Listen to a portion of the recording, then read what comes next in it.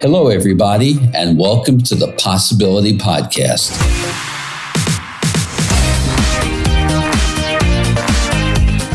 I'm your host, Mel Schwartz.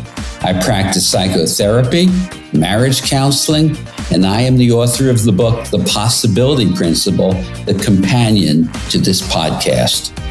I hope to be your thought provocateur, and I'll be introducing you to new ways of thinking and a new game plan for life.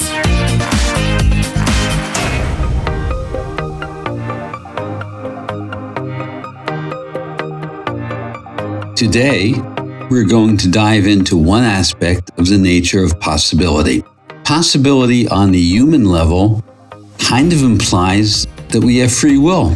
If we don't have free will, then what is possible and what is not possible has nothing to do with us. I've just been reading a fascinating book on the nature of free will. It is called Determined, and the author is Robert Sapolsky. Sapolsky is a professor of biology, neurology, and neurological sciences at Stanford University. Very, very noteworthy intellectual scholar.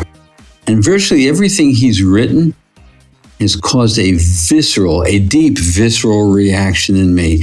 I cannot dispute his empirical research and science and perhaps his conclusions, and yet on an innately intuitive and visceral level, I want to scream, I want to argue. It's contrary to my core beliefs. Sapolsky suggests that we are a product of our lived experience. And by this, he means that our DNA, our biology, the society and culture and subculture that we are in, our cultural norms, our lived experiences, all create a scenario by which we may think that we're consciously making decisions and choices, but they're all rather programmed into us, not in a simplistic, reductive way, but in what he calls an emergent complexity. The variables are rather infinite, but in their infinite complexity, they form our decision-making process, and that we make decisions without even knowing that we are making them. It's actually our neurons firing and making our decisions for us, even if we are unaware that we have already made the decision. The conclusion from his thesis is astounding. We are at the mercy of our lived experience and our neurons. And therefore, there's no fault, there's no blame, because there's no free will. In other words, Sapolsky is proposing that there is no actual intentionality, because our will is not free. It is a complex that is decided for us. If there's no free will, the entire basis of jurisprudence of the legal system falls away. Because number one, nobody is to blame. Nobody can be held at fault if we have no free will. And furthermore, there's no issue of intentionality. We are simply biologically reactive on the level beneath our conscious attention. Taking Sapolsky's thesis even further, there's no morality. How can we have a moral code absent of free will? If we have no ability to behave or not behave, to act or not act in a certain way, Sapolsky would be arguing that we are imprisoned by everything that has preceded us, and we are not agents of free will. So the absence of free will means it's all in our programming and it's all predetermined. Again, not in a reductive way, but what Sapolsky calls emergent complexity. There is such insane amount of complexity going on, and our decision is made even before our brain is aware of the decision. I am only halfway through the book, but my reaction is so strong, and the dissonance is tremendous, because his arguments sound scientifically valid. I'm certainly in no position to argue them, but every aspect of my intuitive being wants to cry out an objection. After all, I am a proponent, a passionate proponent of consciousness, of sentience, of rising above our biological limitations. And my life and my work is devoted toward helping everyone, myself included, to attaining the greatest capacity for free will that we can. Boy, you can just begin to appreciate how this book has triggered me.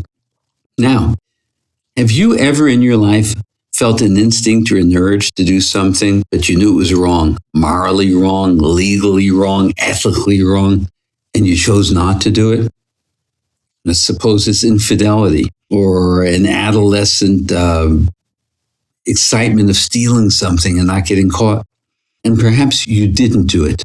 And you didn't do it opposed to your instinct to do it because you had a moral consideration. You knew it was wrong.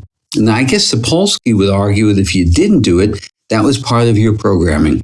I appreciate his argument, but I think of it differently. I think of embracing the dissonance between what we want and what we think is right, or what we think will cause pain or harm to another, or to our own self. Embracing that dissonance is where creativity and growth lie.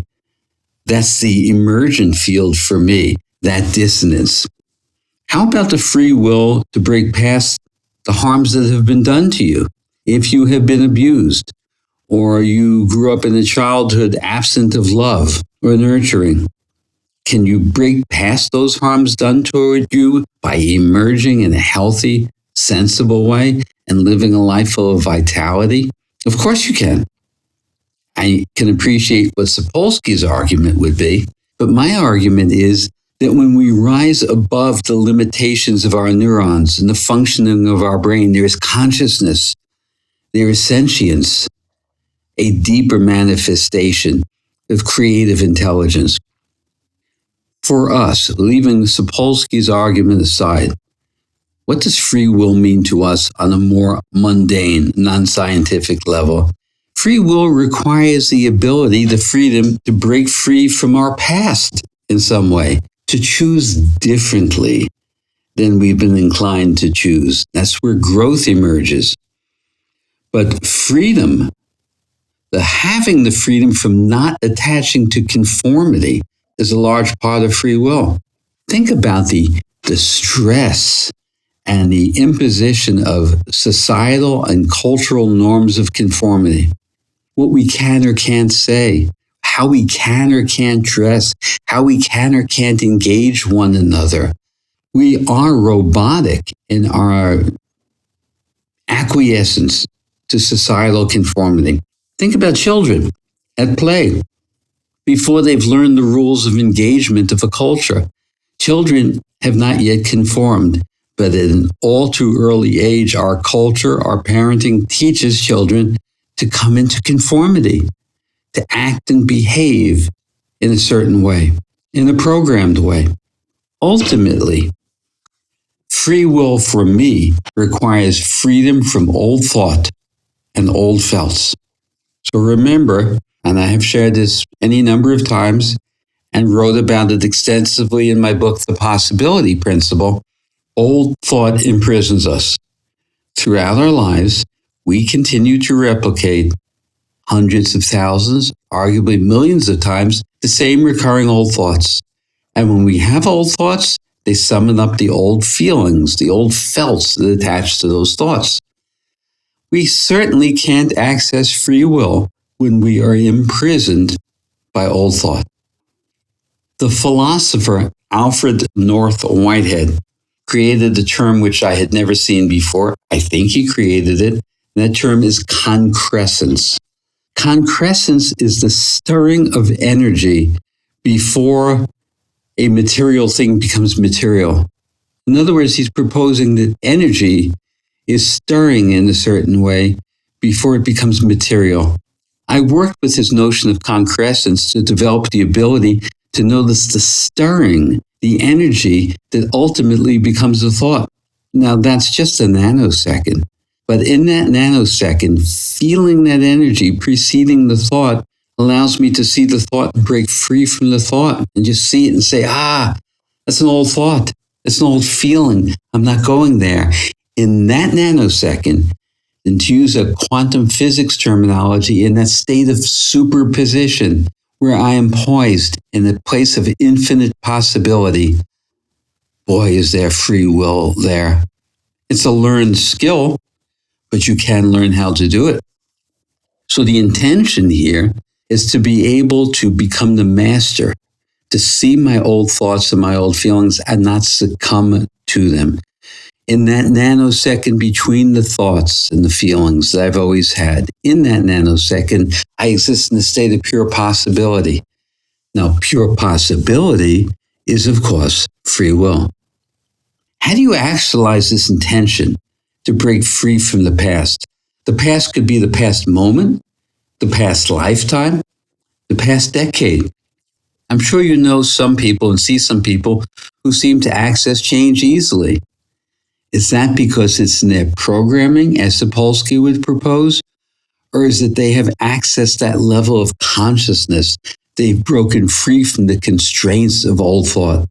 Becoming conscious, becoming sentient. Sentient is self-awareness, awareness of my thought.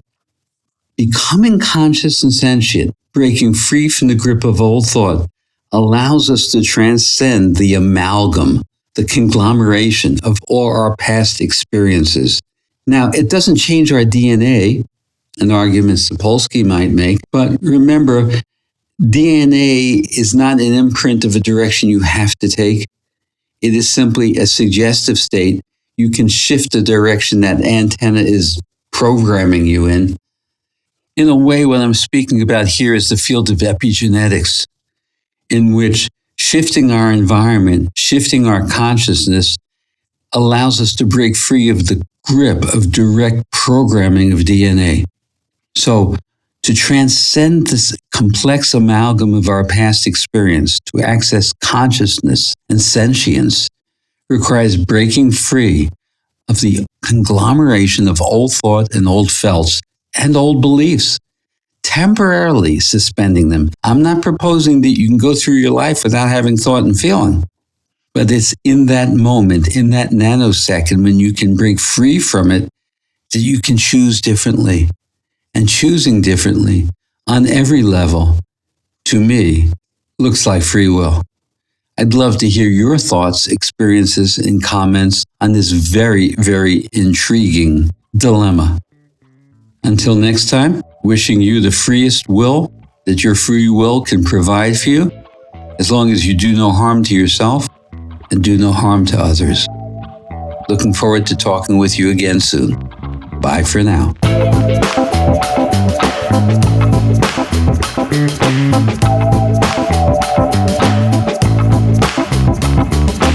I hope you enjoyed this episode of the Possibility Podcast. I welcome your feedback on this and any episode. Please send me an email at mel@melschwartz.com or leave a comment in the show notes for this episode at melschwartz.com. If you like what you're hearing, please take a moment to rate and review the show at Apple Podcasts, Spotify, or wherever you get your podcasts. Your reviews really help boost the visibility for the show, and it's a great way for you to show your support. Finally, please make sure to subscribe to the Possibility Podcast wherever you listen to podcasts, and that way you'll never miss an episode.